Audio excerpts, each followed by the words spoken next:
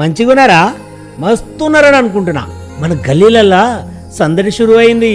ఎందుకంటారా, గిడా చక్కని పెళ్లి ముచ్చటట్టుకొచ్చిన జర్రింటే గా పెళ్లి ముచ్చటేందో పూసగుచ్చినట్లు చెప్తా.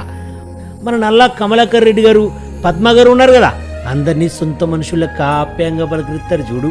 వాళ్ళ గరాల చిన్ని బిడ్డ ప్రవళికారెడ్డి లగ్గంగాయమైంది.